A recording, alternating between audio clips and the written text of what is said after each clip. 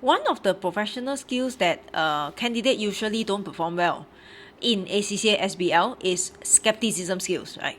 Skepticism skills is a skills where you have to question people, right? You have to question something, you have to question someone. And we are usually not trained about it, right? Because any students who engage teacher or lecturers to learn something, right? We are trained to absorb whatever the teacher actually tells us. Especially in Asian culture, we are not trained to question our teacher because that will signify disrespect, right? That will actually make people feel you are not respecting your lecturer perhaps. So that's the reason people don't really question, and that is where when it comes to skepticism skills, we perform poorly because we are not trained to actually do this action. But worry not, because it can be practiced. We can actually develop these skills through multiple practices. So what skepticism skills actually is all about, and in what kind of questions it will appear, usually is in the question where you need to challenge someone, where you need to evaluate a certain information given to you. Like for example, you are given a calculation and you are supposed to evaluate about the calculation, evaluate the NPV analysis, evaluate the payback periods, evaluate the information given, and even evaluating documents. For example, evaluate PID, right, project initiation documents, or evaluate a job description which came out before in the past year question. So these kind of questions, ACCA SBL would like to test you skepticism skills, because you need to mark people's work, right? You have to mark people's work, because all the while lecturer have been marking our work, right?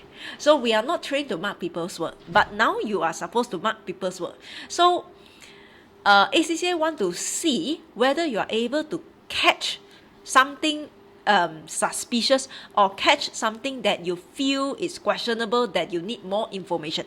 So that is where skepticism skills come in, right? So it will be associated with this kind of questions where you need to challenge, or where you need to critically evaluate, right? Where you need to actually mark people's calculation, right? So what examiner expect to see? Just now I mentioned a bit already. Examiner expect to see you able to point out something questionable, something suspicious, something that you think information is not sufficient for you to make conclusion. So you will need to say that you need more information about what. So that is what examiner actually expect from you. So how do you train yourself? How do you apply this? How do you apply skepticism skills? It's where you have to, of course, this one I think no shortcut. You have to really study more, because every ACCA past year questions definitely you have one question that will test on skepticism skills. So you have to do practices. You have to do practice.